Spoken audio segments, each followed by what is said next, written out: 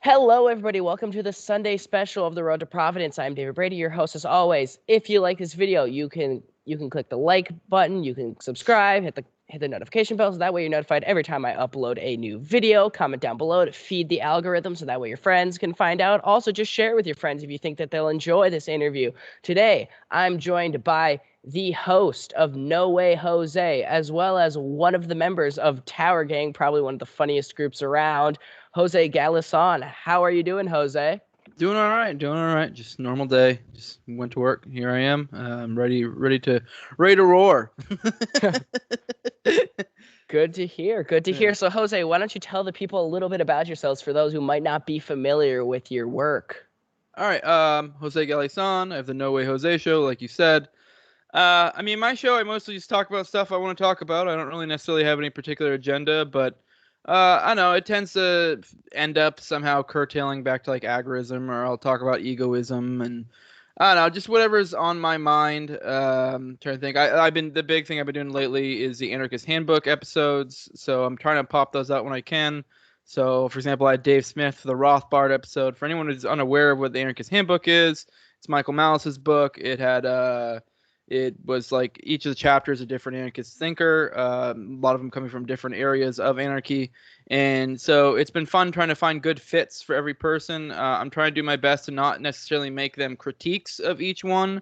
So it'll be more just like trying to provide a what they are. So struggling a little bit with the lefties. I think I have one sort of lined up for the lefties, and that'll be hard for me to not make it an argument because it's like you're talking about like stuff like communist type stuff. But I'll do my best. But I've got a lot of good ones out so far. Like I had Thaddeus Russell for Emma Goldman. So I would highly suggest checking that out. If you go to my YouTube, there's a playlist of it.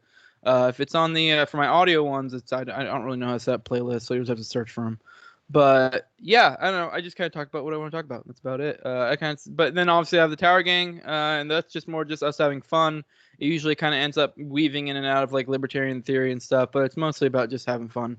We've had episodes where we don't even talk about libertarian theory at all, and we've still had a blast. So it's really just us, a bunch of guys with a really good chemistry, goofing off, and that's about it. You got me, Fat Dave, or I guess he's Cole. He's not really Fat Dave so much anymore. You have Toad, and then you have Clint Russell and Reed Coverdale, and that's the rotating cast.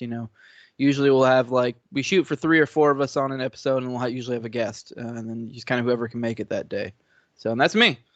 So Yeah. So you mentioned agorism. I know I wasn't really familiar with the term previously.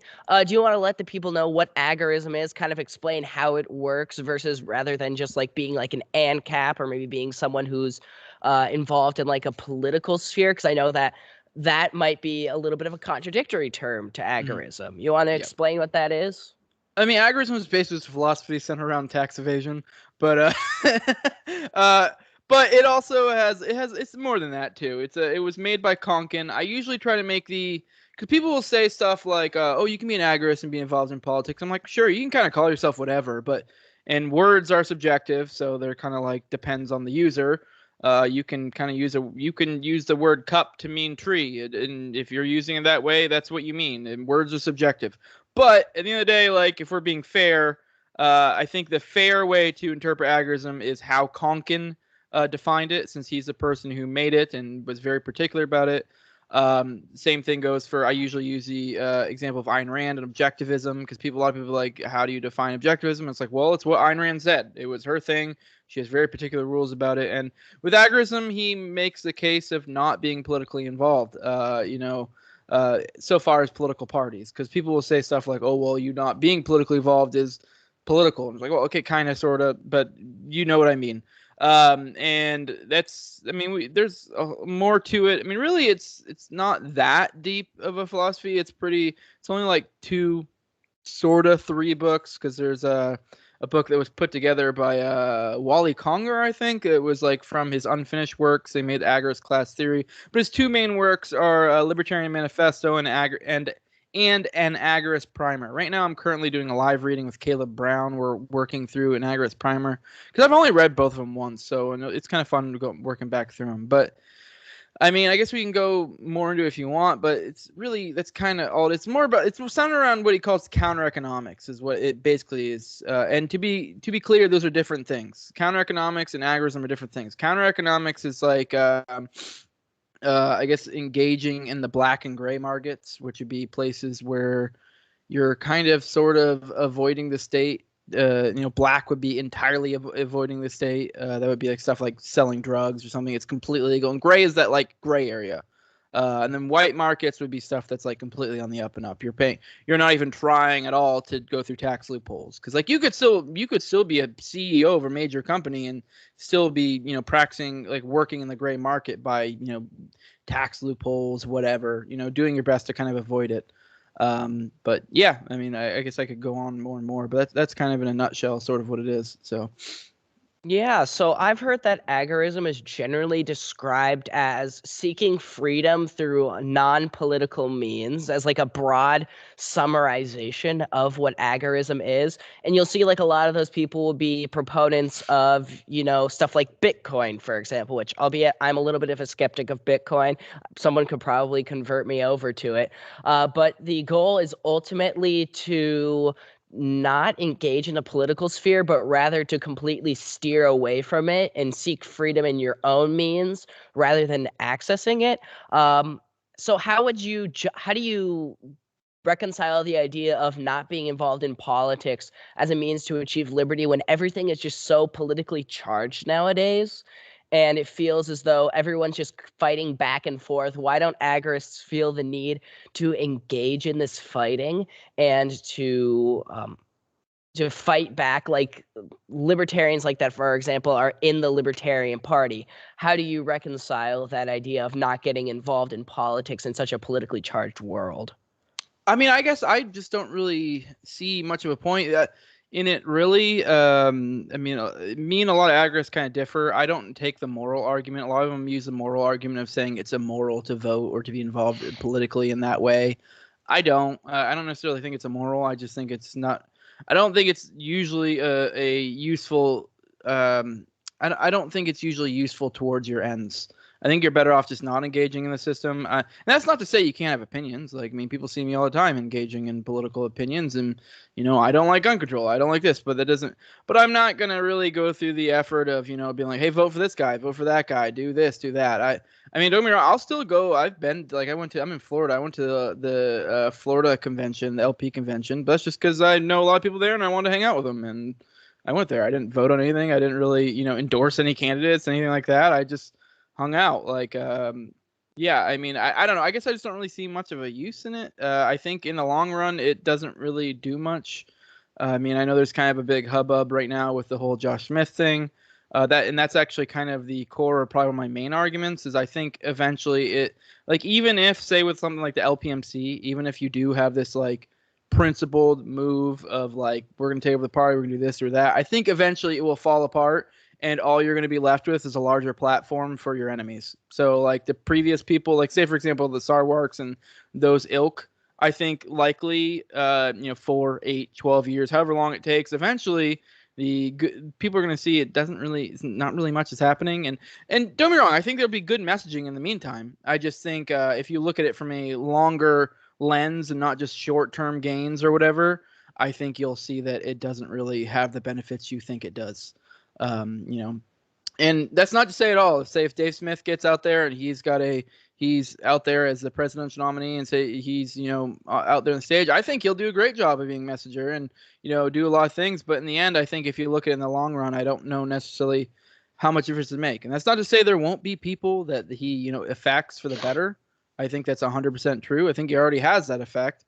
And I also think too, in the modern, in the modern era, it's becoming less and less of an argument for it, because we're in a period of time with, like, say, with example, like someone like Dave Smith, he kind of in a sense already is bigger than the Libertarian Party himself.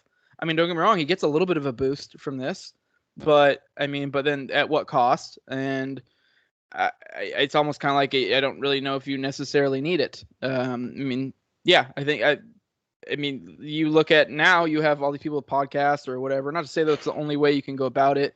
There's obviously, like I said, I'm a fan of Agarism. There's other ways to go about it, whether it be, creating your own sort of agoristic business or engaging in that way and selling other people that kind of stuff. I think you have an effect as well. But yeah, I'm kind of rambling now, but that's kind of my summation there.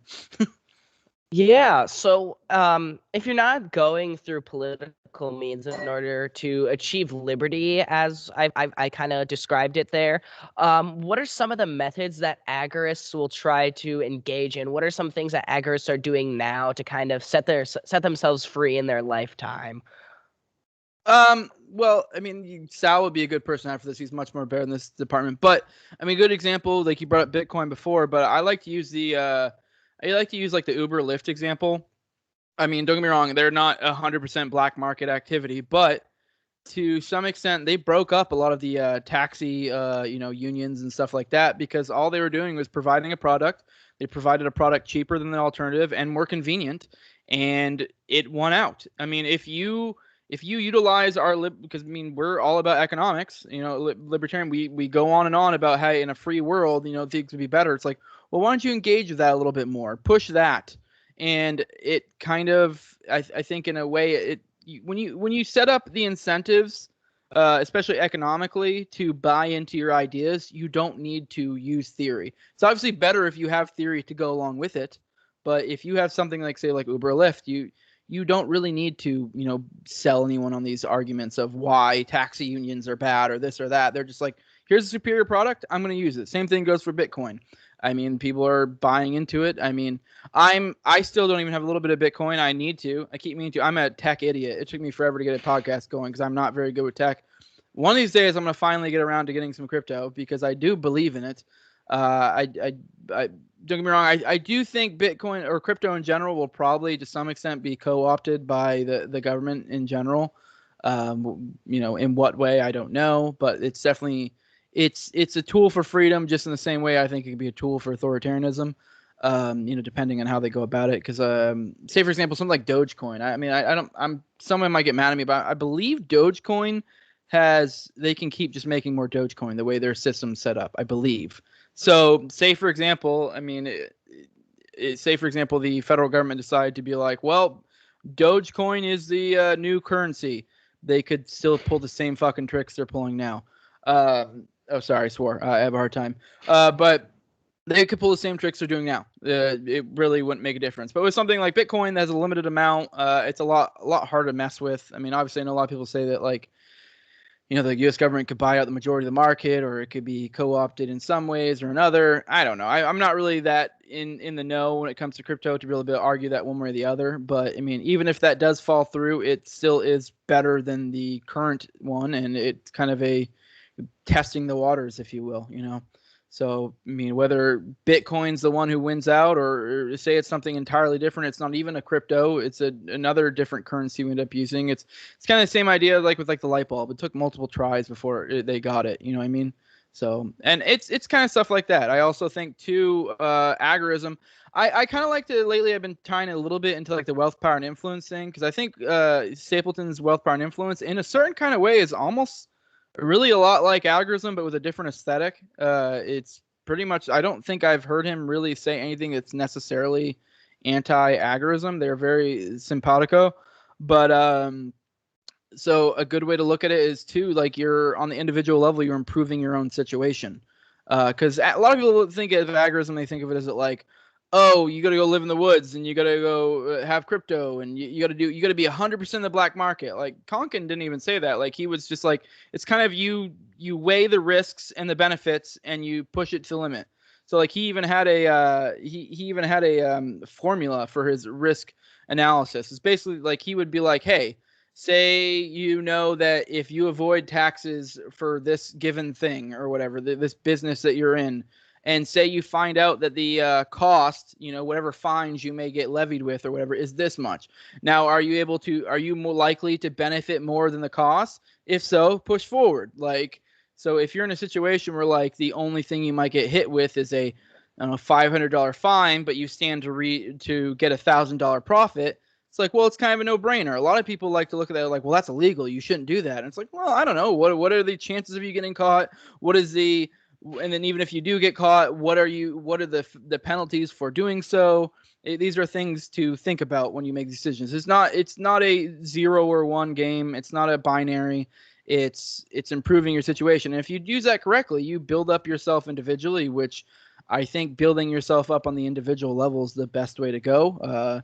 I'm a big fan of elitism. So, I mean, if you can improve your station and you can, especially if you're utilizing these principles we live by in your daily life, I think that's in some ways honestly kind of better messaging than a political party in a lot of ways. Because it's like, look at this person. Oh, he's doing pretty well. Oh, he's living by his values. I feel like it's you kind of just by living, you make that example to other people. So.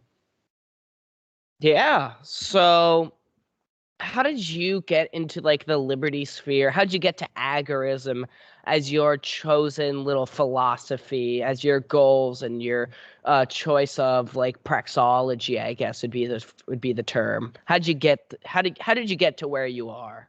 I mean, I don't know.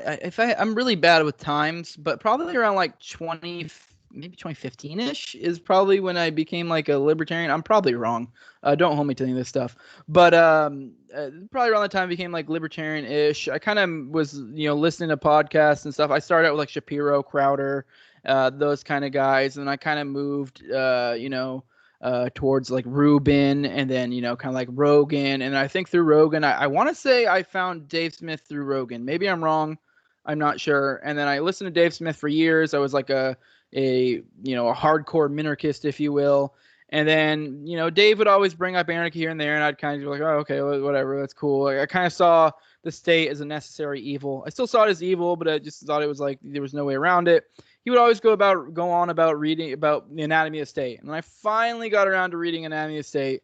I read Anatomy of State, and Anatomy of State, I was kind of like, for me, I was like, whoa, okay. Like once I read Anatomy of State, I was kind of like, oh, now a lot of the blocks started falling in place. Kind of, things started making sense. And from there, I was like, after reading Anatomy of State, that was like the moment where I'm like, okay, I'm an anarchist. And I don't know, I think it was probably like 2020, 2019-ish. I don't know, whenever the heck Jorgensen ran. I think, because I had a little bit of high hopes during that, especially because I had a little bit of high hopes. God, what was his name? I can't remember his name right now. The guy Dave was pushing for. Jacob Hornberger. Yeah, Hornberger. I liked him a lot. He was good. I mean, I thought he was a little silly pushing so hard on Social Security. Don't get me wrong, I agreed with him, but it's kind of like, I don't get why this is like your main issue. But like, so I liked Hornberger a lot. I was really hopeful for him. And then when he fell through, I was kind of like, well, I don't know. JoJo could be okay. She's kind of cool. And then over time, it's kind of like, it wasn't. And I guess to some extent, they kind of demonstrated a little bit of the futility of politics.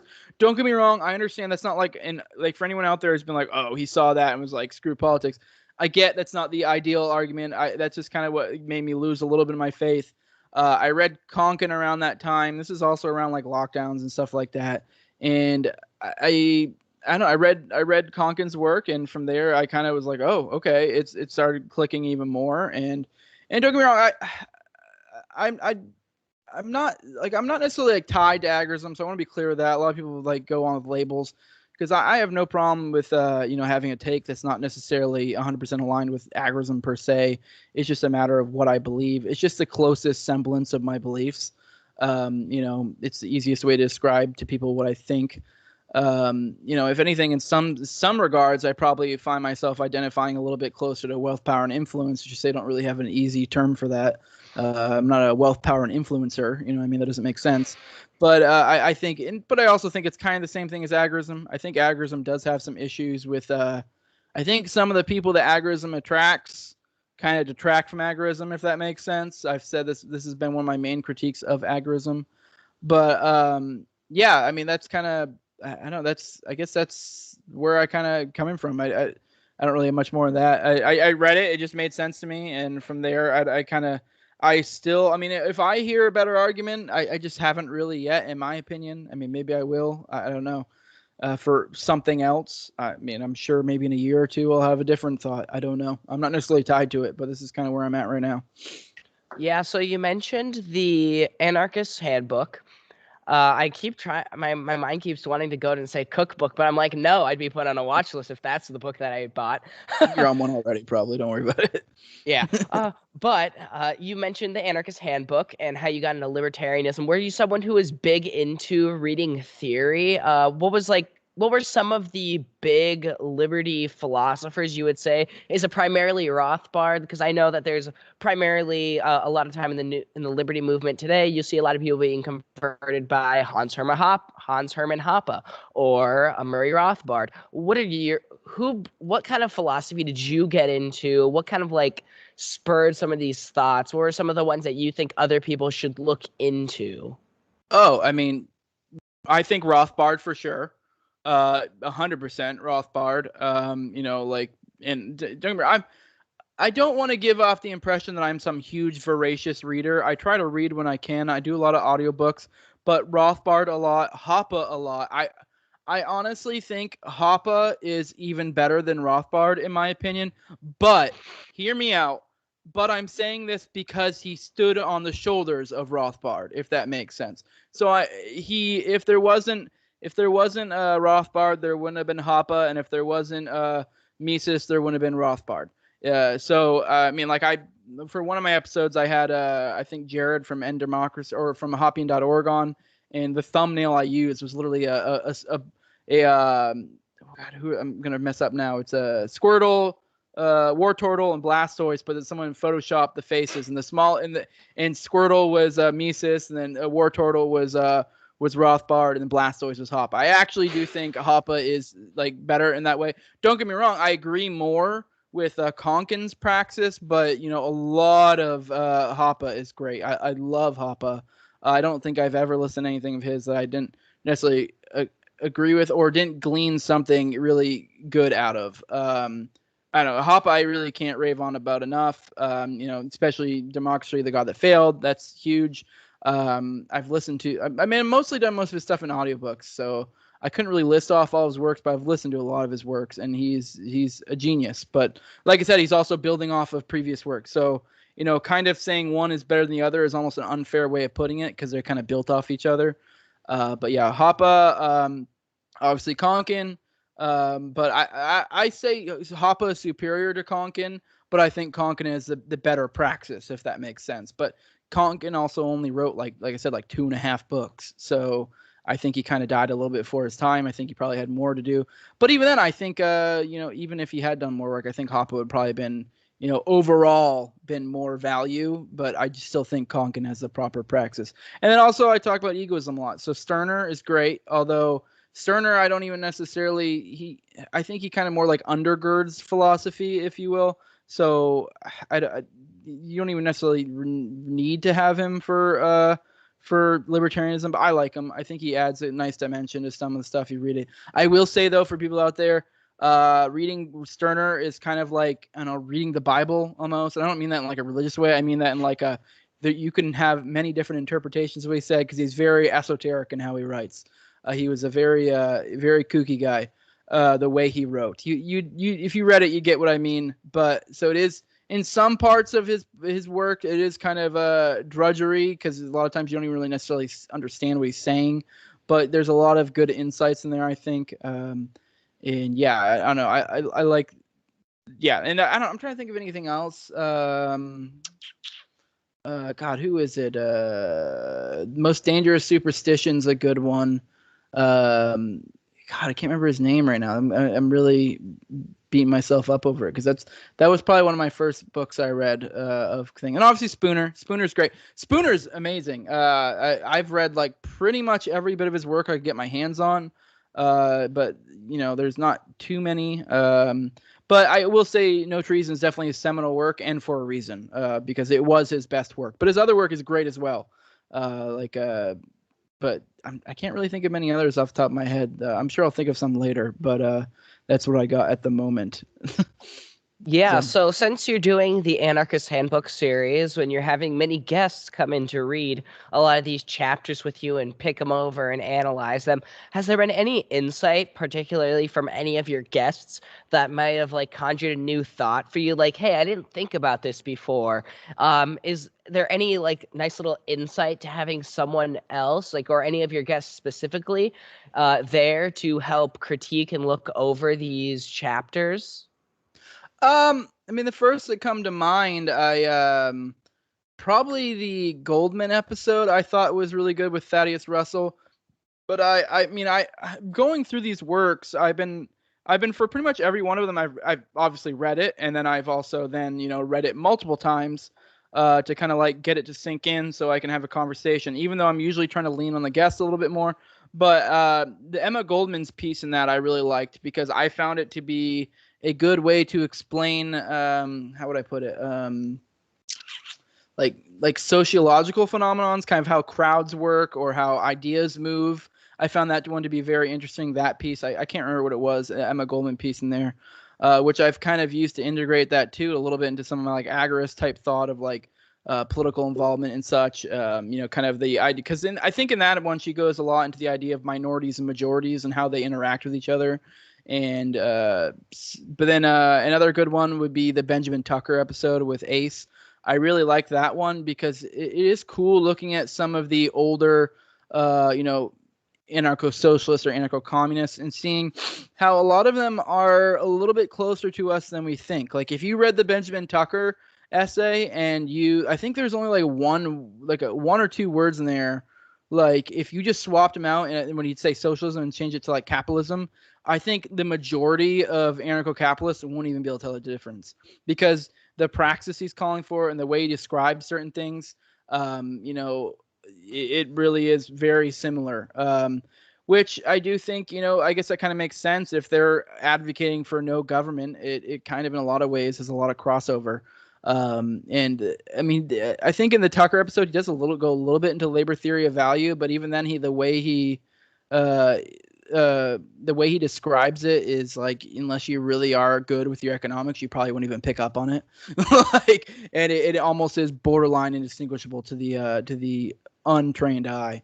But I mean, I'm sure I'll think of some off the top of my head. I'm not really great with that kind of memory. Maybe something will come to mind later. But yeah, I mean, they've all been really good. And I don't know, I've been actually really impressed. And I know I'm a little biased, but I have been really proud with how this series has been coming out so far.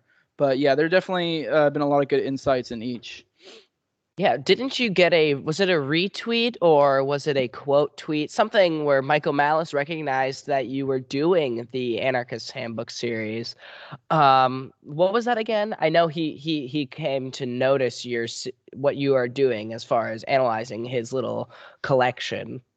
Actually, he's had I think he's done it multiple times now, but I know I got like a reply and he said kind of like keep up the good work. And then I know I've also super chatted him, I think once or twice, and he's I think he even said like I asked him if he'd be I kind of alluded to like maybe want him to come on because ideally my goal is to do all of the episodes, and then anyone who's read the book knows the last chapter is the Michael Malice chapter. That's his chapter. And ideally, I'd like to be able to get him on for the last one. And he did give me a solid maybe, and you could tell he was thinking about it. And it wasn't one of those maybes that is like a no. It was like an actual legit maybe. So yeah. Oh, here's another good one. I looked at the playlist real quick. The David Friedman episode with Jeremy Kaufman. That one was really good because Friedman's coming from a utilitarian view, which a lot of people gets a lot of flack from a lot of our kind because a lot of our kind like to make the moral argument, but Friedman completely comes at it from a utilitarian argument. And I actually think in a lot of ways it's almost superior, but it's depending on, you should curtail it to, I normally go with the moral argument because I do think the moral argument's better for using with like normal people. Because when you go into if you're going to like a utilitarian argument, you're kind of going to bigger brain territory. So unless you're dealing with like a bigger brain person, it's not ideal, but it is kind of cool to look at it from that lens. I think that episode was really great. I really enjoyed that one. I mean, really, all of these episodes have been great. Like even the Plunkett episode with TopLobsta came out really great. But yeah, definitely check them out. The only one I'd say was kind of was my own episode. I did the first chapter of Hoke Die Anarchy, which was the first chapter of it, which I actually think is Malice did wrote an essay at the beginning, and then he did a chapter of his own at the end. And yeah, that was so I did that one just as a solo episode. It was definitely a meh. I did okay. I mean, I'm my own worst critic, so maybe it's better than I think it is. But I more did like a live reading because it's a pretty short thing. But yeah, they've all been really great. But definitely the Friedman episode, the Dave Smith Rothbard episode, the Benjamin Tucker episode with Ace, and I liked the Thaddeus Russell episode as well, the Emma Goldman one. So, which that's like half of them right there. But those are the really good ones. So. Yeah, I noticed that a lot of the left-leaning anarchists have they have this critique, they have this fear of like corporate power merging with that of the state. Essentially what Mussolini described as fascism, which is strangely akin to socialism in that they both are like, hey, the state is absorbing all of these industries, all of this power. It's essentially, I view essentially fascism and socialism as essentially ideologically the same collectivist movements, but they were very fearful of that. And I think a lot of what they've said is probably it's starting to come true, like this fusion of corporation and state power, how the corporations will use the state power in order to further their own interests, as well as furthering the power of the state. Would you say that they've had any like merit as far as their little argument there? What would you say like maybe would be some examples of that sort of thing occurring today? Oh yeah, for sure. Which that kind of brings back to the Benjamin Tucker episode. Which anyone who understands Agarism too, one of the main points of Agarism too is that they actually are kind of like it pushes more of an entrepreneurial spirit and more decentralized and less corporations. And from what I recall of it, a lot of people accuse Aggregates of being like a lefty thing because it's against corporations, but it's against corporations because it sees corporations as an arm of the state, which they kind of are. And honestly, a lot of anarcho-capitalist writers too do the same exact thing. They talk about it, but they speak on it in a different way. Which in the Benjamin Tucker episode, that's kind of where they're getting at. Like literally in that essay, he's kind of like, hey, like we don't like that these corporations are doing this. The government's empowering them. We should disenfranchise the government to the fullest of our capabilities. And it's kind of like, well, that's very much, you could make that same argument as an anarcho-capitalist. So, and the only minor difference in a lot of ways is just kind of that he's making he undergirds it in the labor theory of value, or whatever. So, I mean, in a sense, it's only a minor differentiation, which it does. I do think that kind of does matter, having a bad starting point that can lead you to bad conclusions. But if you end up with the same conclusion, we can work on those starting points later, and I'm fine with you as long as we're on the same conclusion. But yeah, I mean, obviously, modern day examples, really all of the past few years. Like, I mean, just kind of, I could just wave my hands around and say, look, and it is kind of funny that it is this thing that I do think 2020 in particular kind of opened a lot of us anarcho-capitalists and libertarians and anarchists' eyes to like, well, maybe the lefties had a bit of a point. And that's not to say we weren't wary of corporate power, but we were far more focused on the government. And don't get me wrong, it's fair because that's where it's coming from. But we were all worried about communism, but we're getting fascism. We were all on the defense for we weren't prepared for that, because I think in a lot of this, I think in some regards is the fault of being very Ayn Randian, because that is a starting point for a lot of libertarians. And don't get me wrong, I think Ayn Rand has a lot to offer, but I do think they venerate the corporations, which, I mean, don't get me wrong, if we were in a free country, 100%, this is like anarcho-capitalism, whatever. If you had some major company that was humongous, it would kind of be like, okay, whatever. But they got that way on their own merit. But in today's society, it's an aberration for an entity to get like that without being, essentially to some extent a bastardized version of business that's essentially indebted to the government. And whether they do that on purpose or if they're sort of forced into it is kind of in the end, the result is kind of the same. So, yeah. Yeah, so you mentioned the moral argument for anarchism as opposed to having a state. Do you want to quickly like go through some of the broad points? You know, for those who might be listening who are more like minarchists, I would say I'm probably more of a minarchist myself in the position that I don't reasonably see the state as being abolished, and it's ultimately going to be an evil that we're going to forever have to contend with. That's what I perceive it as. How would you make the moral argument? Because I know the moral argument you said is the easier one to make as opposed to the utilitarian one. For against government. To be fair, I mean, I actually don't necessarily think that. I know a lot of people say what you just say, and they'll be like, "Well, that's why I'm a bit of a minarchist." But you could be of the opinion that governments will always exist and still be an anarchist, like because it's still, I mean, that's kind of like being I mean, obviously this isn't a perfect example, but that's kind of being like rape will always exist, so I'm here for small rape, like it's okay, like, yeah, it will always exist, like, sure. And I actually think, yes, to some extent, even though I'm not necessarily utopian, but I do think probably one day we will have something closer to what us anarchists want, but or at least pockets of it or large areas of it. But I do think there will always be, statism, because statism is something that exists in the mind. So, I mean, the idea, it's kind of the same thing with like racism. Racism will always exist. There will always be people who are racist. There always will. But it's a matter of how much and in what form and what power do they have. So, this is why I brought up most dangerous superstition. I'm really beating myself up that I really can't think of the author right now. But he goes into that, and it's kind of like there will always be someone out there that believes someone has the authority to rule over them, and there will always be someone out there who believes they have the right to rule over other people. You're not going to get rid of that. I agree, but it's a matter of in what form. And I do think that we will have pockets of freedom. I think you could even make a case there are areas that are pockets of freedom now. And then to some extent, that's kind of what agorism is. You're sort of creating your own little pockets of freedom.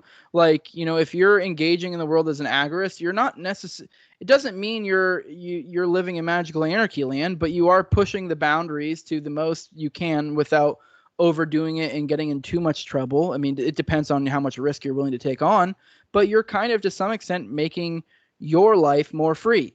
And I think as more and more people do that, I think it expands. You create pockets of it, and it goes from there. And really, I think Hoppe's idea of like covenant communities is kind of the same concept, but in a political sense. If you're taking over small towns and you're kind of making them more amenable to freedom.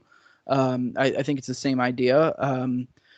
It's just in a political sense. It's the same idea of you're creating areas that have more freedom, whereas there are other areas that have less. But the moral argument, I mean, really at the end of it, like, you don't really have the moral right to, coerce upon anyone. That's really all it comes down to. And once you follow that to its logical end, I mean, you get to the point where you're like, well, I mean, no one has the right to. And you can still be of the opinion that there will always be a government of some sort. And sure, I actually agree. There probably will always be some sort of government, and even coercive governments, because people make the argument that, we could have a non-coercive government. Well, that's kind of a contradiction in terms, but sure, whatever. But I guess whatever, I can accept that. But, I do think there will always be some, but that doesn't mean you have to be for it. And, that's really all there is to it. I mean, I guess if you want to narrow it down a little bit more, we could go more into it. But yeah, really, at the end of the day, though, you don't have the right to coerce upon anyone, unless we're talking about Stirner and his egoistic rights. But, so far as, normal moral arguments, you don't have the right to, force me with violence to do anything, to aggress upon me. It really is the logical conclusion of the non-aggression principle. So. Yeah. So I noticed I've seen a lot of the utilitarian point of view. That's what kind of got me more into it, because I picked up this book. I don't recall who the author is anymore. I should really find the book. It's somewhere lying at my home. It's called I don't. And now I can't even remember the name, but it's about. Oh, sorry, Larkin Rose. I'm sorry, I had to say it right now because it was in my mind. Larkin Rose. That's the one who's the most dangerous superstition. But go ahead. Gotcha.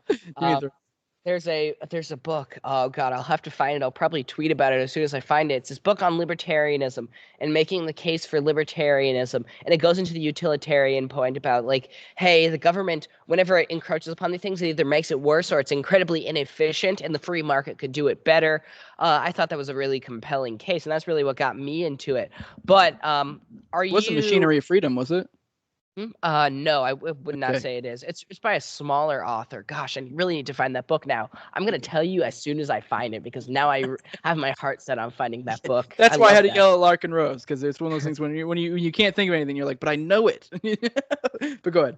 Yeah, but so I have to ask, are you like black pilled or white pilled as far as the situation is going? I know, like, for those who might not be familiar, a black pill is like, hey, you ultimately think we're going to lose, that there's no chance, that you've kind of crushed all the light, the chance that we had has been crushed. Like maybe you're thinking, oh, Ron Paul didn't get elected president. We don't have a chance. After Ron Paul's done, there's nothing left to do.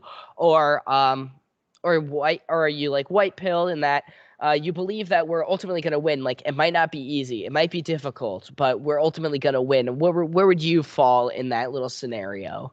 Honestly, neither and both. I think honestly, I mean, I get why he'll use a black pill and white pill, but in a certain sense, it's also kind of a silly binary. Because at the end of the day, like what you need to do is figure out what reality is and adjust to it, and react accordingly. And I think my personal opinion for the future is I think things are simultaneously going to get better and worse.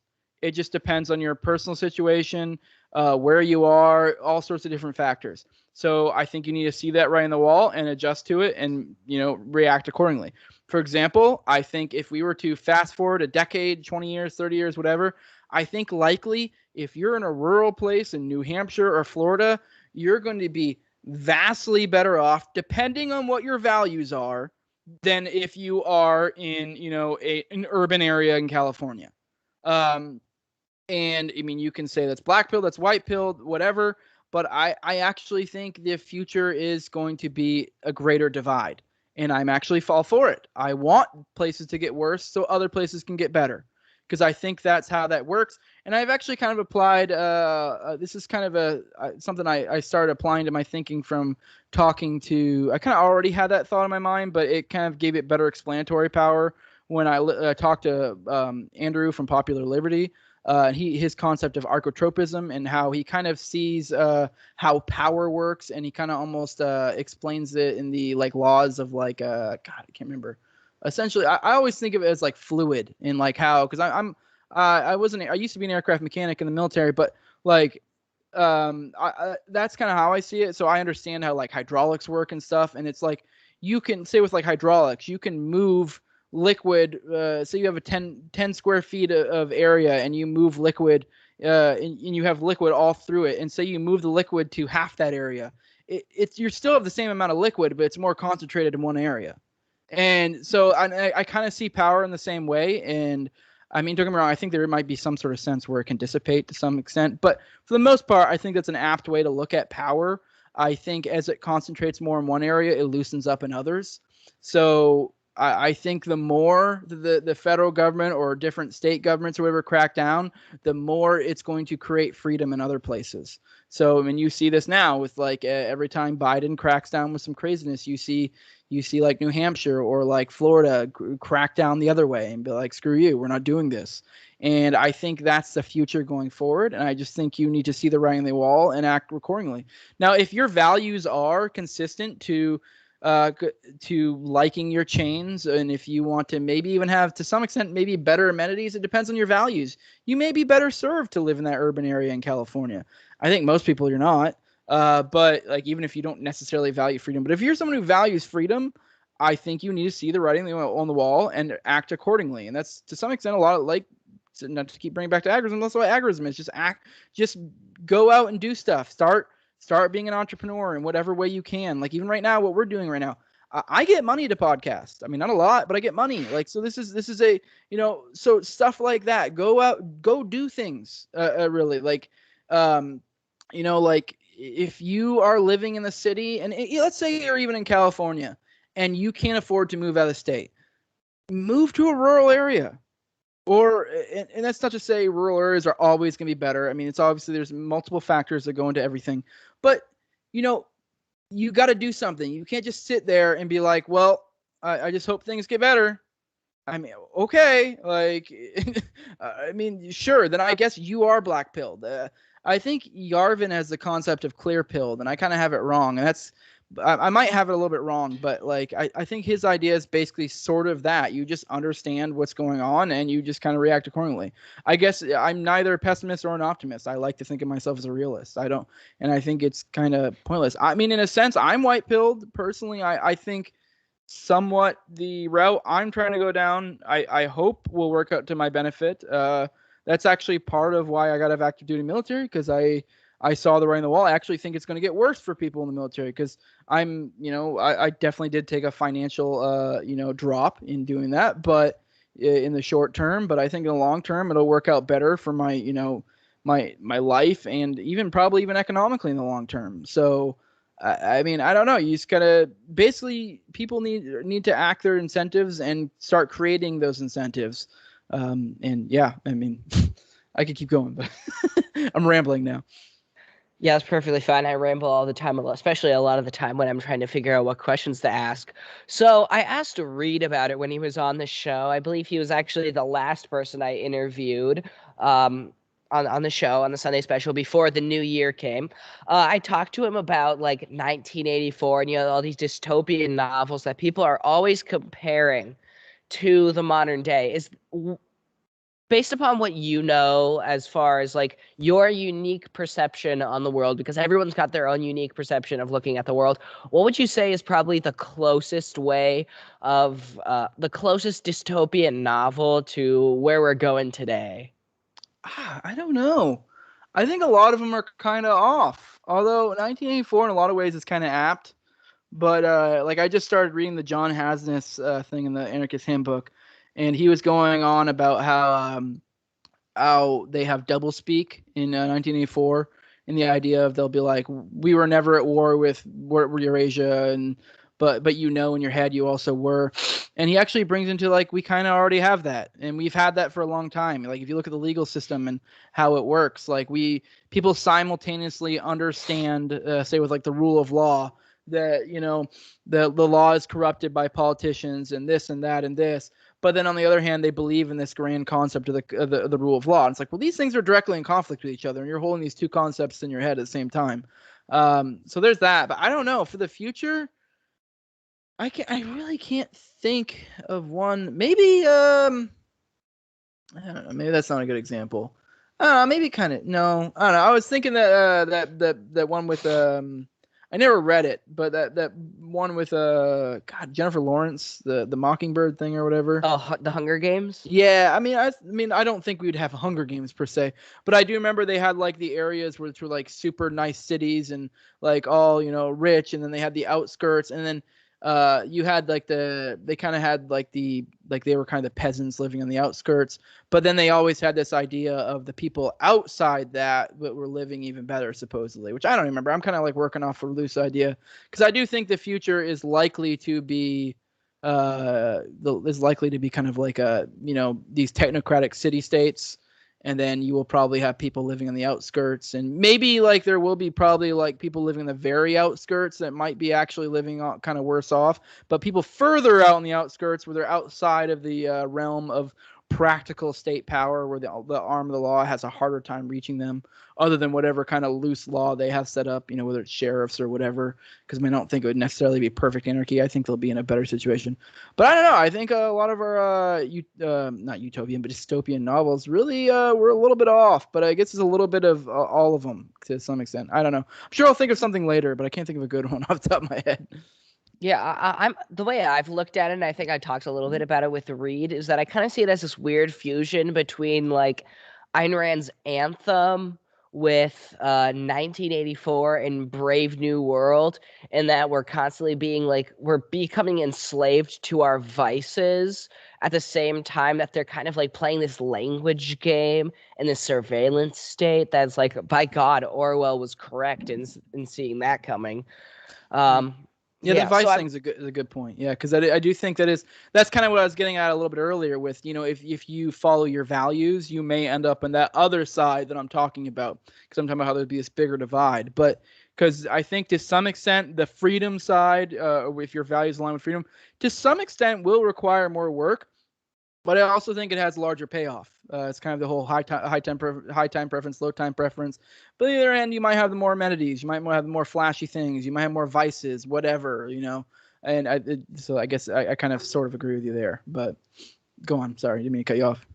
no, you're perfectly fine. But I just see it as kind of like that sort of thing. And then there's like the destruction of what an individual is, and more so just trying to label us into groups is like reminiscent of Ayn Rand's Anthem. And it's been a long time since I read that book, since I read that for some essay I did back in like, I think maybe 7th grade. That was a long time ago. And you do that for school? Oh no, it was just my dad was like, hey, Oh. Ayn Rand is doing this thing. You could win a scholarship thing. Why don't you go and do this essay? All you got to do is read Anthem and then explain how that has to do with objectivism. I'm like, I don't know. I don't got a clue what objectivism is. So, but I'm just going to write this. And so I did it. But yeah. I don't think anyone knew objectivism was except for Ayn Rand. So. Yeah. At least according to Yaron Brook. Apparently Yaron Brook knows. Yeah. Yeah. So, So of course, we mentioned at the beginning that you're a member of Tower Gang, because we're going to try to move into a little less of these heavy topics into more of the fun ones. You're a member of Tower Gang. It includes like Clint Russell from Liberty Lockdown, Reed Coverdale from The Naturalist Capitalist. Toad, does Toad do a show at all? Does he do any other content? No, Toad and Cole, or Fat Dave, or what do you want to call it, because he's rebranded multiple times. I don't know what the heck he is. But they are just kind of the mainstays. Like, they basically sort of run the show, basically. Like, they do all the stuff, and they're kind of the hosts that are basically always there. So that's kind of, to some extent, their show, although it's also our show as well. We're all the hosts. But, yeah, no, they don't have their own shows. It's me, Clint, and Reed that have our own shows. Maybe they should. I was thinking the other day, maybe I should try to encourage them to their own show. I think they might be good if they had like a sports show. They both are big into sports, so I don't know. But yeah, Clint, Reed, and me are the only ones with their own shows, and they kind of, and then Cole and Toad kind of run Tower Power Hour to some extent. So yeah. So what's the origin story of Tower Power Hour? How'd you guys get together? Where the heck did Cole come from with his kind of racially charged jokes that we've come to know and love and attribute to him? And where did Toad with his little banjo? It is a banjo, correct? I might be getting that wrong. I hope Toad doesn't kill me. Ukulele, but I think he has a banjo now. I saw some video. I think he might have a banjo now. I mean, either way, it's a stringed instrument, and he's skillful at it. Oh, how did they come into the picture? Where did you all? How did Tower Power Hour come to be the way it is? Well, first off, Cole, those aren't jokes. He, as a young child, his family was raped and killed by black people. So, no, I'm just kidding. But no, they're jokes. Oh my. We more just do it because we find it funny and we don't care what other people think. But oh no, we all started. It was actually, when it first started out, it was me, Cole, Toad, Nick Ashley, and a guy named Cap. He never gave us his real name, but we started podcast. I already had No Way Jose at that point, but we kind of started in group chat because this is when the tower phenomenons. I don't know if you were on Twitter at the time. It was like, I'm sure you've seen a tower once or twice now, but there was a period of time where it was really popping off. And I want to be very clear. A lot of people give us crap because they're like, oh, you guys, you're just grifting off of towers or whatever. And it's like, we weren't the original towerers. We've admitted this multiple times. People started towering before us. And then, like, because the way it worked is people started towering, and then, like, I think there was like group chats is kind of what it was, and they would coordinate, and we ended up being like the second main group chat of these towers, and they became this grand, and this isn't during the lockdown, so I think that's why this happened. Really, it was during the lockdowns. I think a lot of us had a lot more time on our hands. So we were able to do stuff like that. They got really coordinated. It got to the point where there were like 4 or 5 and maybe even more group chats that were within each. They were basically almost all at max capacity, and we were coordinating with each other. So like, it was pretty intense. But like, we were like the second group chat, and I totally think we at one point kind of became sort of the main group chat that was running most of the stuff. But we weren't the first ones. So I will fully admit this isn't our thing. And we had a group in our group chat. We would also have discussions and we'd have fun. And we had a really good chemistry. And, you know, there were a couple people that made like, hey, you guys should have a group chat or whatever. Like, I think Josh Smith kind of took credit for that kind of, but he sort of did. I think he made a couple comments, but it was originally a guy named Ovaltine Jenkins that suggested, I think Cole a couple times, like, you guys need to have a podcast, you need a podcast or whatever. And initially it started out as like, we were just going to like, you know, kind of talk about the towers of the week and just kind of like use those as like jumping off points for fun discussions. Cause I mean, you know, which kind of makes sense because we saw it in our head as kind of like, you know, cause you know, what's the one we did on we did one on Meghan McCain was like Daddy's in Hell pork chop or something. And like, so like, say for that, you could use that as a jumping off point to talk about you know, McCain and all the evils he did. And, you know, and you can kind of go, it was a good way to be able to, you know, have fun and have comedy and kind of, and then also go into like libertarian theory, which we all like, and just to have fun. And that was the whole idea. And yeah, I mean, and so then we started that. I mean, a lot of people accuse us like grifting off and like, whatever, we're just having fun. We were just some guys like, this would be fun to do. We did it and it kind of grew quicker than we thought it would. You know, I think in the first episode we had Clint showed up as our guest. We got him to come on the guest because I think he was in one or two of the group chats and we kind of like, hey, you know, it'd be good to have you on. He came on. You know, I think Cap dropped off pretty early. That guy, we ended up having some weird issues with him, and he bounced. Then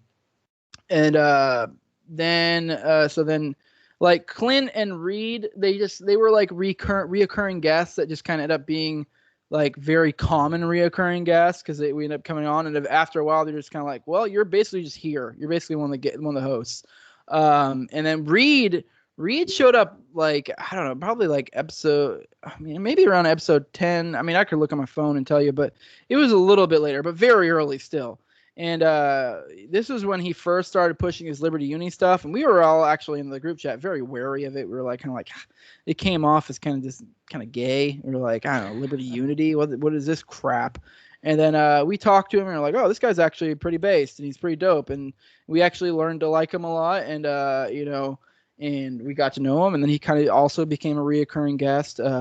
Nick ended up dropping off way back. I want to be very clear. I have no hard feelings to Nick. I know a lot of people like to contrive drama between all of us. I like Nick. I hope the best of the world to him. We're good. But then he dropped off, and now so the kind of the guests, the hosts are us. Think of what else there is to that. That's kind of just born out of a group chat where we had a really good and then we also had the reoccurring guests that we kept bringing on because we had good chemistry, and it just kind of went from there, and just kind of it's blowing up still. It's only at episode 50 and it's already over 2K subs, which is it's funny. I always joke around that because when they first started, I was I don't know how many. So I probably had like 300 to 500 subs, and I was already probably 30 to 60 episodes deep in my show at that time ish. I don't know. I'm really bad with time, like I said before. But I always joked that they were kind of riding off of me and Nick. We always joked that they were riding off of me and Nick's, coattails, the Tower Power Hour, because we were the only ones with shows that had like a semi-decent following. And now it's gotten to the point to where, I'm kind of riding off of their coattails. So because the show has blown up past mine. I'm already around like 120-ish in episodes, and they're only like 50, and I'm at like 1.3K, and they're at like over 2K. So I'm fine with it. Whatever. We're all have fun. I mean, I know I joke about the coattails thing, but I don't really care. I'm not really like neither of us are really trying to grift off of the other. Not that there's anything, I don't know, there's anything wrong with that anyways, but we're just having fun, and people seem to like it and come along with us. But yeah, I definitely highly suggest. I mean, depending on what you like. I mean, if you like, guys, I wouldn't even say my show is deep theory, because I mean it's theory, but it is like it also is it's kind of like, I mean, I'm not saying I'm like Tower Power, or not like Tower Power, like Part of the Problem, but it's more like it's not super duper serious. Like anyone who watches Part of the Problem knows it's not like super serious. But even then, I feel like I am a little bit more of a relaxed vibe even in my show. But then now Tower Power Hour, if you want a comedy podcast that also kind of integrates libertarian theory, that's the place to go. I really don't know anyone other than like maybe like Not a Podcast and like Slurp Game, but even then they're kind of almost a little bit different. But those are, I mean, really like we're the three. Like if you're in the libertarian area and you want like comedy, those are the three to go. And I'm a little bit biased, but I think it's the best one. So Yeah, so why don't you tell me some of your favorite guests, or even like what are your favorite things about your fellow co-hosts? You know, you don't hear a lot about you guys on the show, and you're mostly talking to your guests for most of the time. So why don't you guys why don't you tell me like what are your favorite things about like Cole, Toad, Clint, Reed, those guys, or like some of your favorite guests and what you've loved about them? oh no, I hate them all. No, I don't know.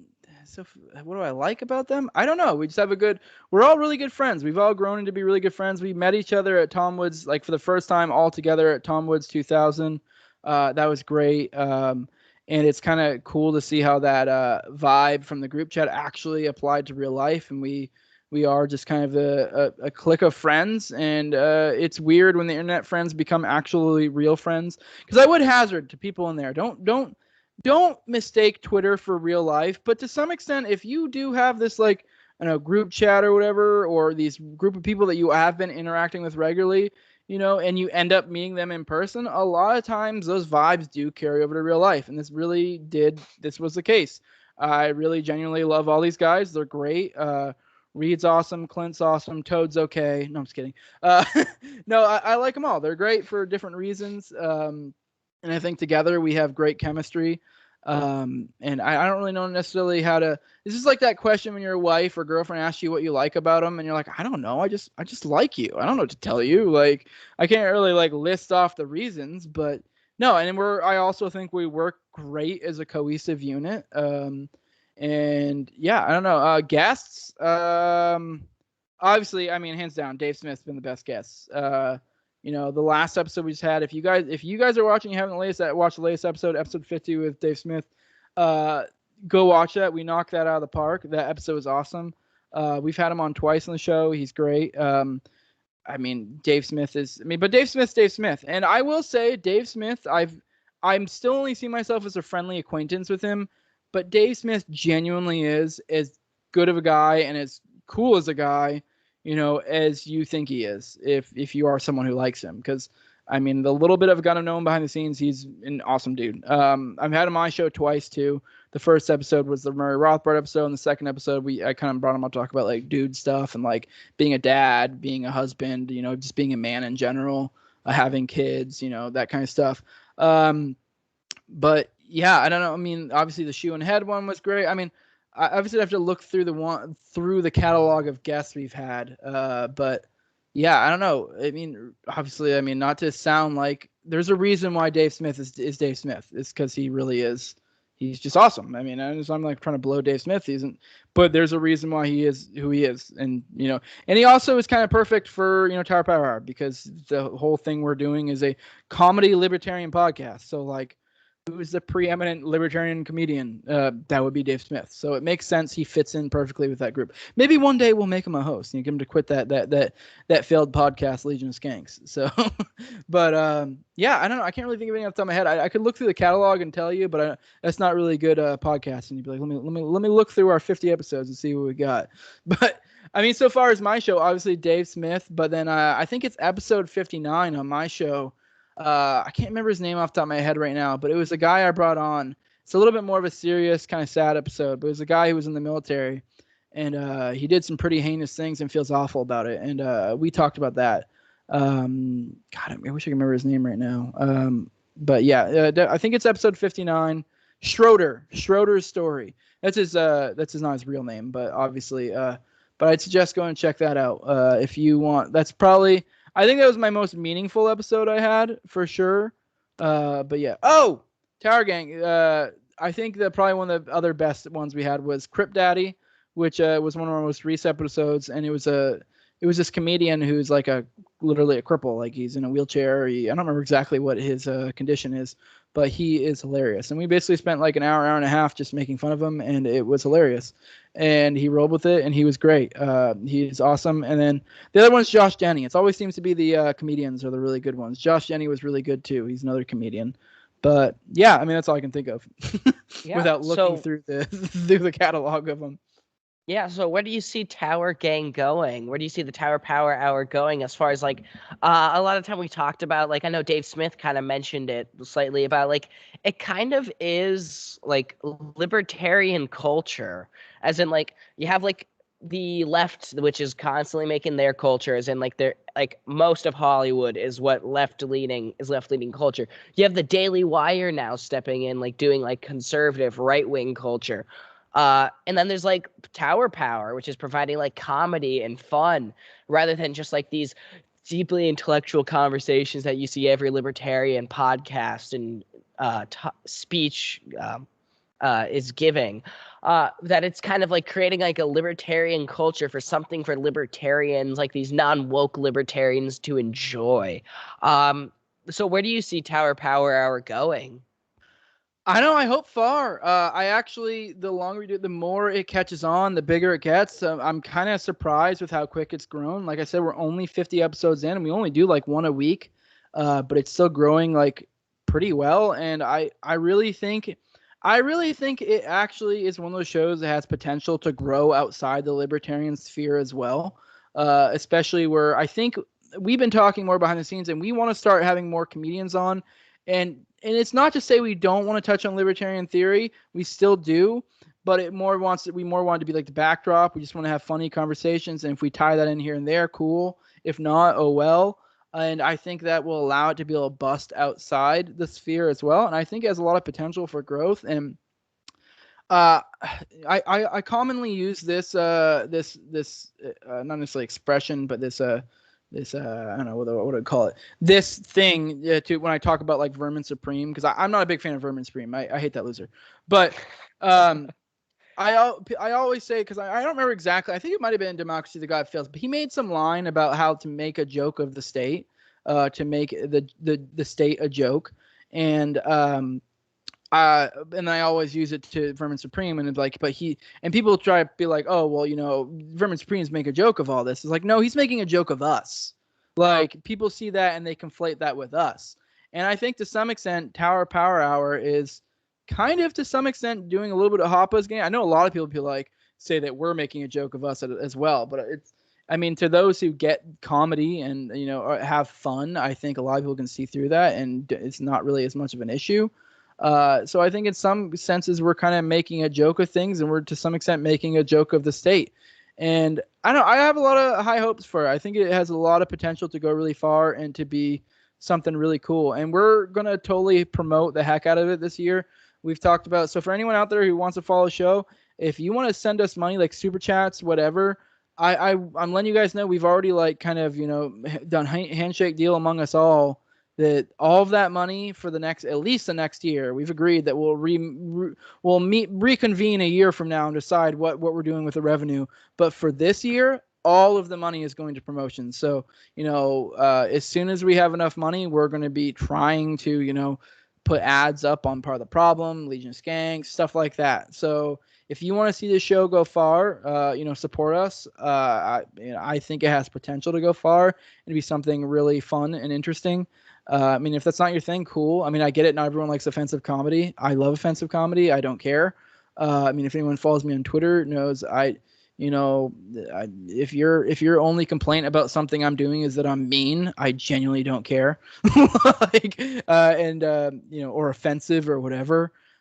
So yeah, I think it's potential. I think it's something interesting, but I might be wrong. But I mean, so far as the growth rate of it has been kind of like, I think we're onto something. So we'll see. I don't know.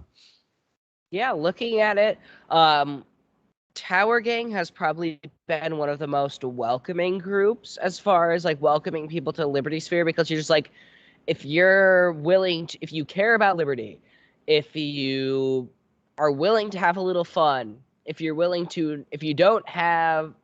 not totally uptight and woke and complain about everything, you're pretty much cool with you guys, is what I've seen. Yep. And it's just, Tower Gang's a great group. So, as far as making libertarian culture, what other things do you think that tower gang can add to libertarian culture? What do you see as like other things that other groups quite possibly could do as far as contributing to culture? I mean, it's really hard for me to say. I think we just found a niche. Like, I mean, most of us libertarians aren't really well known for being personable people. I mean, even me, I'm a bit of like I'm kind of an introvert. I don't really like. I'm not someone who goes out and hangs out. I have like one friend in real life that I actually hang out with, and I don't think I've hung out with them in over like a month. That's the kind of person I am. I mostly hang out with my wife and kids, and that's about it. I go to work, I come home, I read, I do whatever. Like that's me. But I'm fully capable of interacting with people. Like I said, I was in the military for like a decade. And that's very much like a dude's rock type environment. So it's always just hanging out with the guys. And even now, my current job is kind of like that as well, hanging out with the guys. And so I'm totally able to cut up like that. And I mean, maybe it's a little bit of that blue collar type thing. I mean, I guess me and Reed are both blue collar guys. I don't know if you necessarily consider any of the three other guys blue collar. I don't really necessarily know you would consider them, but they're all. I feel like we're a little bit more down to earth in that way. So I think we have. I guess we're coming from a different spot. We're offering comedy, which is something kind of lacking in our sphere. Because say like we always use the shoe and head example. Not to like rail on that because people accuse us of like grifting to get shoe and head, like whatever. We had a fun conversation. But we were able to bring in someone and we weren't bogging her down with libertarian theory. We did talk a lot about libertarian theory, but we were also having fun. And like we weren't browbeating her. We were having fun. And I think that's something to offer. Like a lot of us aren't really people persons or whatever. And I don't really know necessarily what other niches there are to be filled. I mean, I guess we'll see. Like I said, I mean, I kind of alluded to earlier, maybe cool if like Toad and Cole did like a sports show. I don't know. There's all sorts of other opportunities of spheres for us to burst into. I don't know. It's really just a trial and error. I can't really predict it. It's just kind of this is a whole entrepreneurial spirit. If you have something you're good at, go and do it. And if it succeeds, cool. If it doesn't, try something else. And that's really all it comes down to. Yeah. So I gotta ask the question. I had him on my show not too long ago. Jacob Winograd. Why isn't he allowed on Tower Power Hour?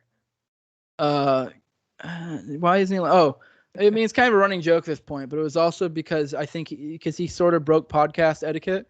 Because I feel like this is roughly podcast etiquette. I mean, I don't feel like it takes much to be able figured out. You don't ask to go on other people's shows. You can ask people to come on your show.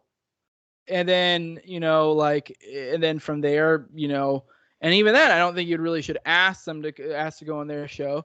It depends. I mean, it really depends on your rapport with people, which is something I feel like a lot of libertarians don't understand the concept of rapport. But, I don't know, you kind of feel it out. I mean, obviously, if it's your best buddy and for some reason you haven't been on a show, there might be ways to approach that. But, or depending on the different situations, or if someone's asking for guests who's out there.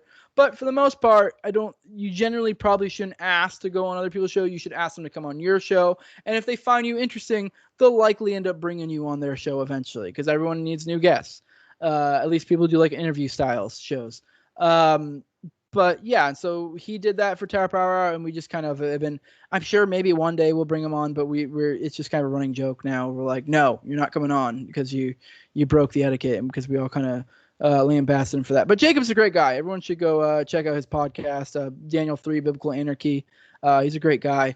But yeah, that's why we're not having him on. God, I had something else I want to say, but I think that's it. Yeah, that's why he's not coming on the show.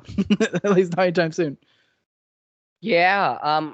Speaking of, we just talked about a guest that you probably won't have on anytime soon. I know what I want to say. I wanted to bring up real quick. Because in our latest episode we had Dave Smith on. I didn't really feel like it was proper to bring it up there, but Dave Smith was giving us crap about asking to go on Tim Pool's show. I want to make it crystal clear that we did not ask to go on Tim Pool's show.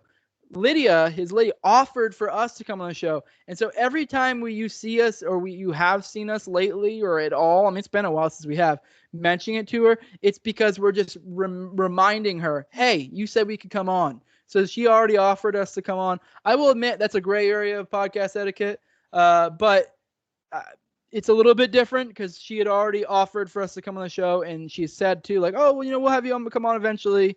So supposedly, she's supposedly still the current status. We're supposed to come on eventually. I don't know when, if ever. Maybe they'll never bring us on. I don't know. But they offered, and then we even bugged her about it again later, and like, oh, well, we're just waiting to see if when we can work into the schedule. So we're supposed to go on Tim Pool's show. I don't know when. I know a lot of people are like, oh my God, you're gonna ruin everything by going on there. No, we won't. I mean, 3 of us on there already have our own shows. We don't say obscenities all the time. And then the other 2 have been on, like Cole and Toad are both perfectly capable of behaving themselves for however long. I guarantee you there won't be any N-bombs on Tim Pool if we ever went on there, okay? So we're fully capable of that, but we did not ask to go on there. She offered, and every time after we were just reminding her in our own joking way that you said we could come on. So a little bit different. Just want to be clear, we are not breaking podcast etiquette. Jacob did. Yeah, that was one of my favorite moments. When I was watching that, I was watching it live, and he's like, "Who do you think you are trying to go on Tim Pool?" And he's just kind of chewing you out for it. But one of my favorite phenomena about Tower Power Hour is that when somebody will say something outrageous or it's just a big figure, somebody will reply and go, "Blank, go on Tower Power Hour." And it's one of my favorite phenomena. What are some guests that you would love to get on? Like, besides, of course, comedians, any specific big names that you would love to get on the show? Oh, I want Fuentes on so bad. And then Alex Jones would probably be the 2 that come to mind. I mean, I'm sure if I thought about it, I could think of some other ones. Oh, and then I want to get Big J and Lewis on at some point. So that would be great. Which anyone doesn't know, those are the other 2 guys from Legion of Skanks with Dave.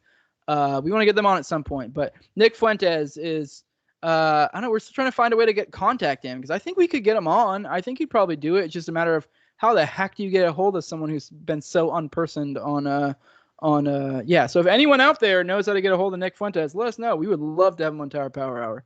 Just go into his Odyssey live chat and just start have a bunch of people go, "Nick, go on Tower Power Hour." By the way, just to be clear, because that's another thing we'll probably get crap for, being like we stole that from someone else. The Go On thing started as a Go On, not a podcast, which I think it's like Pulpo and a few other people. I don't even remember who the guests are off the top of my head. But yeah, that started as that, but we do it as well. Whatever we throw it out there. You ask. We've also towered to get guests before. You ask, and you get lucky sometimes. So that's how we got Shoe on Head, was with a tower. But yeah. Sorry, the cat came up to bother, and I don't want him just meowing, because the very first episode with Justin O'Donnell, he was hungry and he was just meowing in the background, and I did not notice. And Tyler of the Libertarian Podcast Review, he just mentioned, I don't know if there was a cat that was in heat. Well, no, it was not in heat. He was just hungry. So yeah. So yeah, I normally kick my cats out, but yeah, I think there was like one of my early episodes where one stayed in it, somehow ended up on my shoulder while I was still podcasting. So, but yeah. Yeah, I know. Don't you raise like hairless cats? Yep, I breed Sphinx, the hairless cats. Yep. So, how do you do it, man? They look so, like, let's say, unique, so I don't hurt their feelings. Dude, how do you do it? They are actually super cute. People say that all the time, but the idea in people's minds of a Sphinx are they always think of the cat from like Austin Powers or whatever. They don't all look like that. That's actually those are actually like usually the least desirable ones. We actually sell those for less because people usually don't like them, because the normal just skin color ones, the nude color ones, you gotta think just like your cat. I saw your cat. Was it orange kind of cat looking thing? Yeah, his name's Garfield. Think about if he was hairless, he would be the same color his fur is, most likely. So he wouldn't be like full on like flesh colored. So there are all different types of color. Just like there's all different types of or colors of the cats with hair. There's all different color cats with that are hairless. And also too, they're not truly hairless. Most of them have like peach fuzz. So they aren't like although there are sometimes certain breeders breed them to be more hairless. I prefer them to be more fuzzy. So we try to breed ours to be like a good balance. We selectively breed for that, but you know, I will say, yeah, when they have less hair, they do end up feeling like a sweaty ball sack. But if you breed for them to be more fuzzy, they actually feel very nice. They feel velvety. So like I don't know. I prefer them to cats with hair in that regard. They actually feel nicer, and they don't shed everywhere and not gross. And I'm actually allergic to cats, and so just so people know out there, Sphinx aren't actually hypoallergenic. They are reduced allergen. So, because they still have dander, because they still have hair and stuff, but they have way less. So, yeah. So, as sort of like the final little question, because I think I ask it every time to every guest. You've mentioned, of course, you got to meet Dave.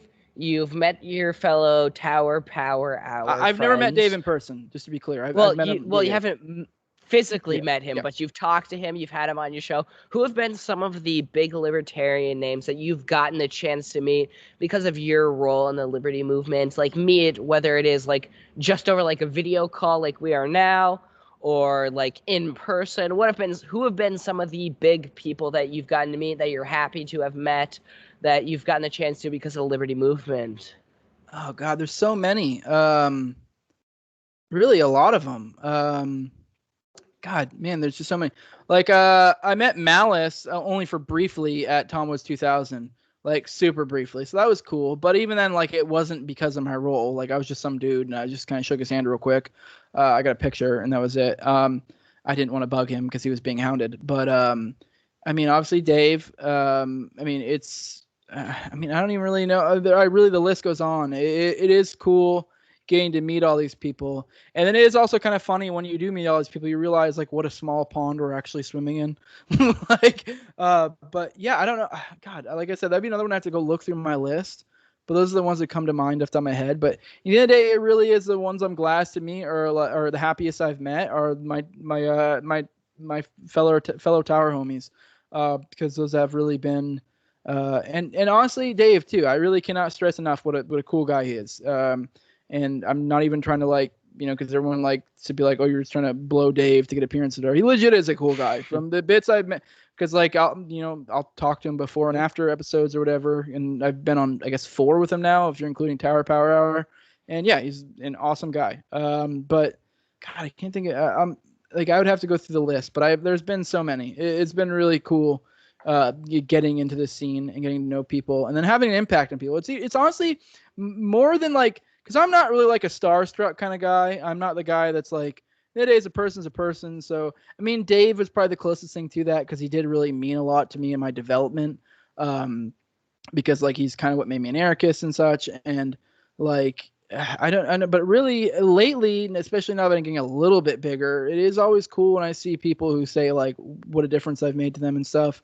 Like, I don't know, I had a guy named Orion on my show not too long ago because he's one of my patrons, and I offer like if you're one of the $10 a month one, I let you curate an episode, and he came on to do that, and he legit was like, yeah, you're the reason why I'm an Agorist, or I think he might even say that I'm the reason I'm an anarchist, like. And it is just really cool to see having an effect on other people because it is just weird because I'm just some dude.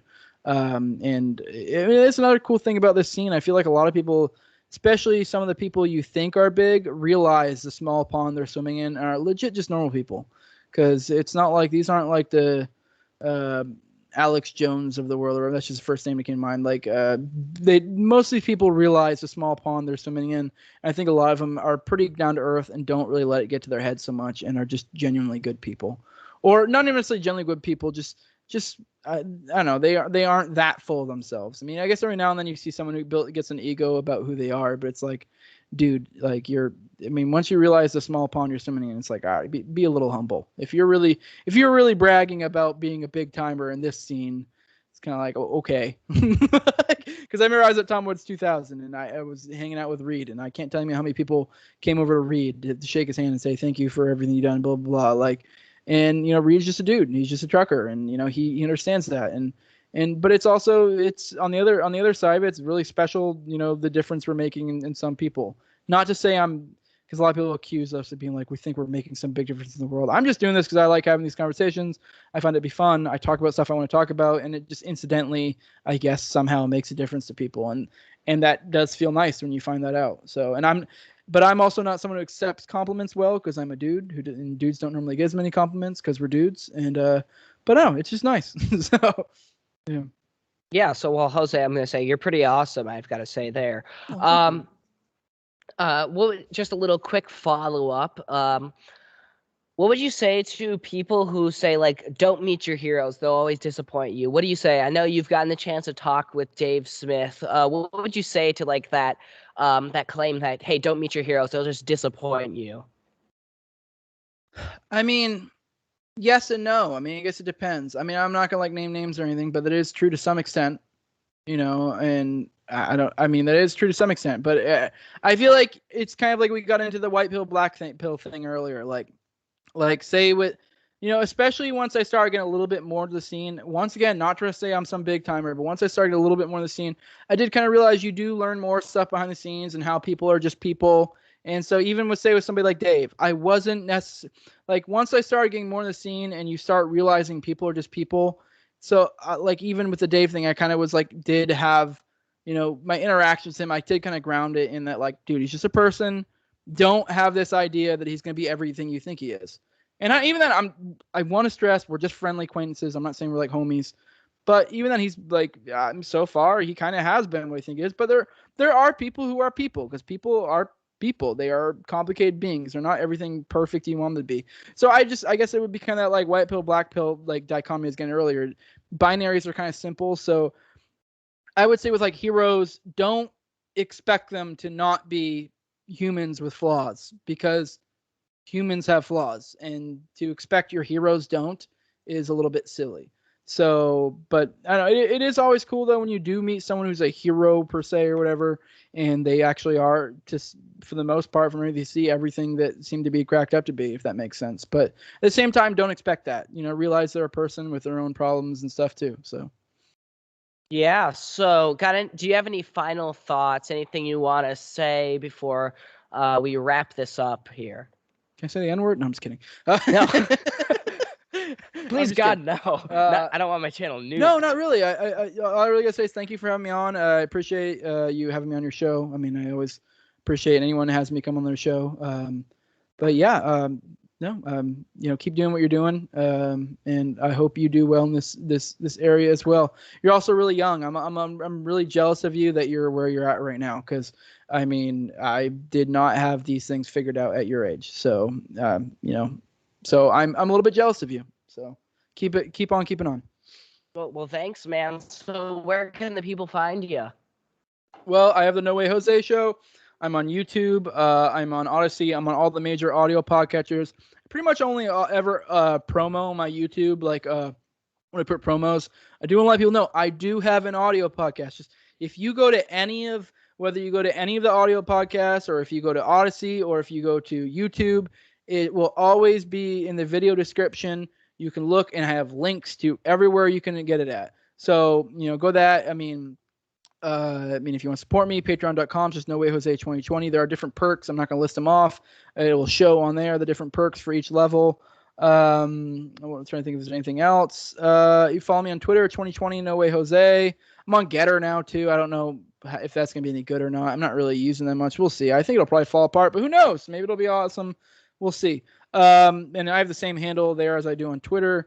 Then obviously Tower Power Hour, which is on YouTube, Odyssey, all the major audio podcatchers as well. I would suggest watching that on YouTube or Odyssey, because it's definitely more of a visual thing. Although I guess we don't always do visual stuff, but sometimes we have visual components to it. I feel like it's more enjoyable that way. But I mean, if you want to listen to an audio podcast, it's probably enjoyable as well. I really can't think of anything else. I hope, everyone, goes out and checks out my work and, especially support Tower Power Hour. Go drop super chats over there. I have a lot of faith that could end up being something really cool. So, and like I said, we're gonna try to put all that into promotion. So we'll see where that goes. Yeah, I gotta have all the other Tower Power Hour guys on. I should really just get all of you on just to like interview you as a whole, so that way it's like, hey, now I have the entire group here, and they can keep each other in check, and keep Cole's ego less inflated. All right, you already got me and Reed on so far. Have you had Clint on? I've not had Clint on. Clint's a little bit up there as far as getting guests, but you know, But yeah. maybe someday I'll get him on. Yeah. But thank you for being here, Jose. I appreciate it. So I hope everyone enjoyed this episode. Hit the subscribe button if you enjoyed. Like it, comment, share it with your friends as always. And then I hope to see you next time, guys. Peace.